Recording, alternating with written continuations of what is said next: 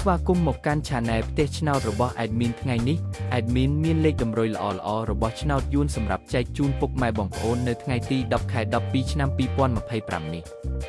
ដូចនេះ Admin មិនចង់ឲ្យចំណាយពេលវេលារបស់ពុកម៉ែបងប្អូនយូរតោះយើងមកតាមដានលេខតម្រុយរបស់យើងទាំងអស់គ្នា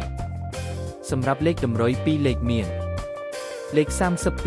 32លេខ71សម្រាប់លេខតម្រុយអូស2លេខមានលេខតម្រុយទី1អូស30និងលេខតម្រុយចុងក្រោយអូស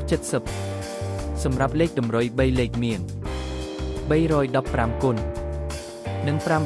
847គុណសម្រាប់លេខតម្រុយថ្ងៃនេះ Admin សូមជូនពរឲ្យពុកម៉ែបងប្អូនជួបតែសំណាងល្អទាំងអស់គ្នាហេងមានលាភមានជ័យជាចុងក្រោយសូមកុំភ្លេចជួយចុច Subscribe និង Comment ហើយដាក់សញ្ញារូបកណ្ដឹងដើម្បីជួយផ្ដល់កម្លាំងចិត្តមកកាន់ Admin ជាពិសេសងាយស្រួលតាមដានវីដេអូថ្មីនិងលេខតម្រុយល្អៗជាប្រចាំថ្ងៃជាមួយ Admin សូមគោរពលាពុកម៉ែបងប្អូនពីខ្ញុំបាទ Admin ផ្ទះឆ្នោតសំណាងល្អទាំងអស់គ្នាសូមអរគុណ